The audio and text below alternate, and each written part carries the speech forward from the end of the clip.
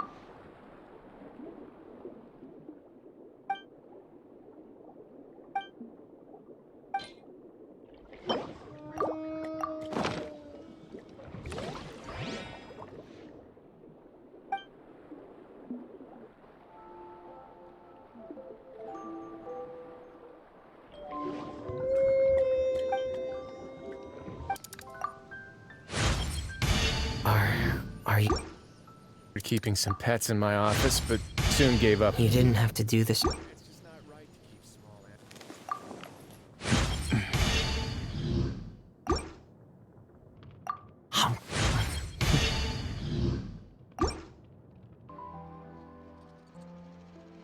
Huh? Isn't that Charlotte? What could she want with Lapine Pauline? Pretty please with the cherry on top, Charlotte. Journalist extraordinaire. Please tell me you're joking. I read that a gang of criminals tricked the Gardamex by disguising themselves as blubber beasts. It's true, isn't it? It has to be. I've invested all my savings into graph adversarial technology and even taken out a sizable bank loan. I'm begging you like the beggiest beggar in all of begdom.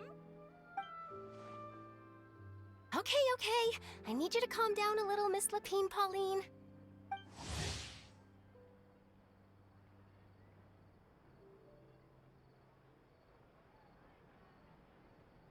I admire your passion for your research, and I don't mean to dash your hopes for those, big-ticket orders. But I'm afraid I'm not joking. The Blubber Beast incident was a short story mailed to us by an anonymous amateur author, written in the style of a true story. Oh, Paimon sees what happened here.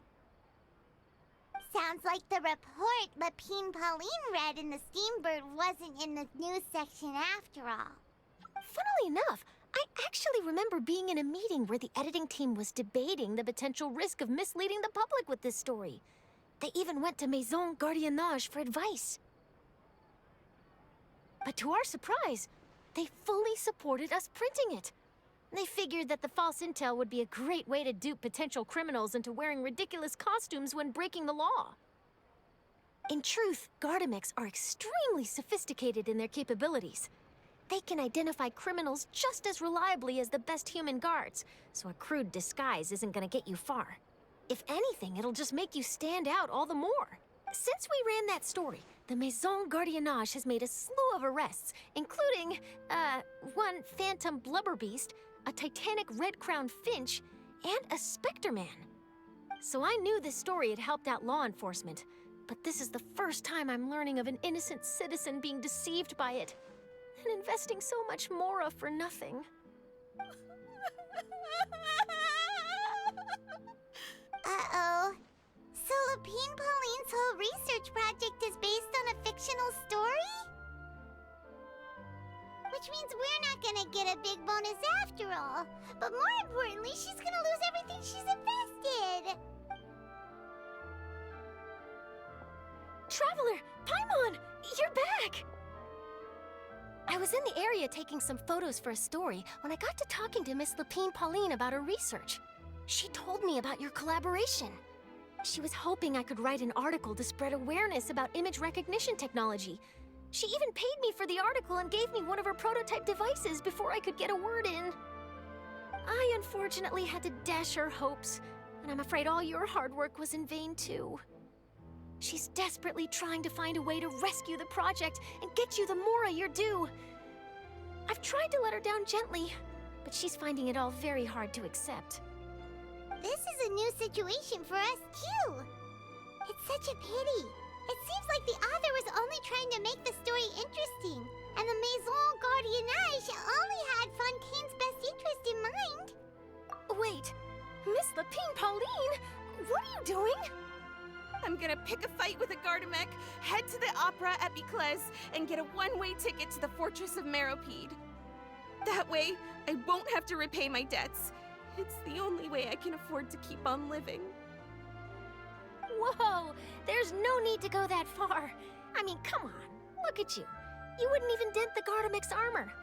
In all likelihood, they'd only hold you up at the Maison Gardiennage for a few days before letting you out, and then you'd still have to repay your debts. Actually, instead of going into the technicalities of that, how much did you actually invest? How bad can it really be? 270,000 Mora.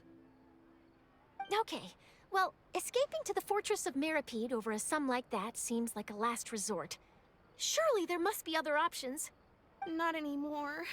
I used to be an equipment supplier to the Fontaine Research Institute before that blew to pieces, and now I'm just a small-time engineer. I scraped together some savings over the past few years, but I put every last Mora into this project, and now I'm left with nothing. It's not just my savings that are gone, it's my whole future as a graph adversarial technology specialist and my dreams of becoming a billionaire one day.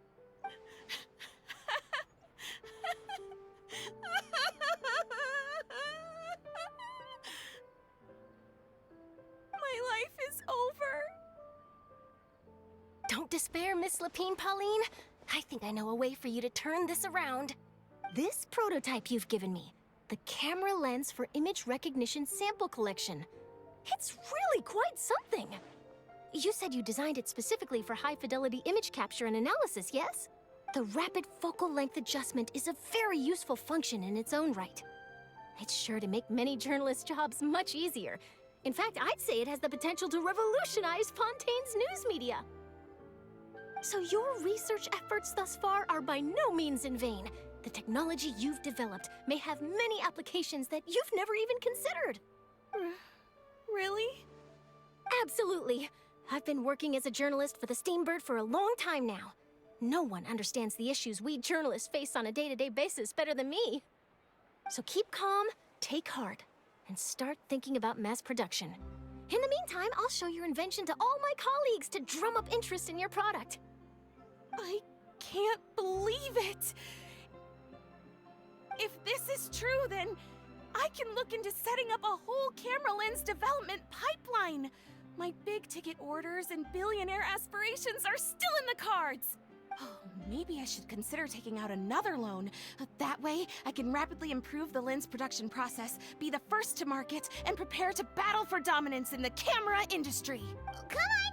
Stop daydreaming about your pipelines for a minute. Just take it one step at a time and see how it goes.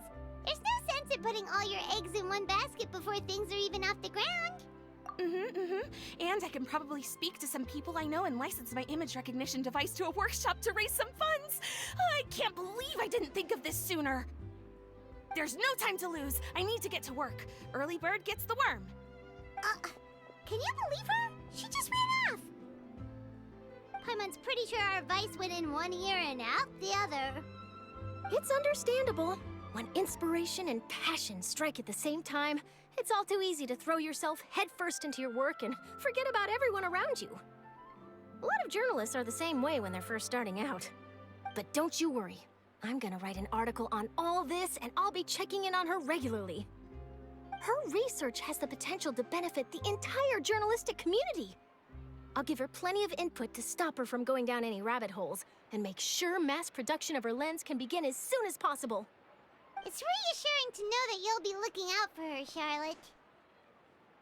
Actually, you know what? Why don't you two take this prototype lens? I'm sure you'll have plenty of chances to use it on your travels. It takes the right person to get the most out of a new technology. In your hands, it's sure to capture some amazing sights. Thanks a lot, Charlotte. No bonus, no biggie. This makes everything worth it. You're welcome. I got something out of this too. The beginnings of a very interesting news story. The boundaries between real news reports and news-like fiction must not be blurred, even when there's a compelling justification for doing so. Yes, that's how I'll phrase it to the editors when I give them my feedback. Let's hope we don't mislead any more well-meaning citizens in the future.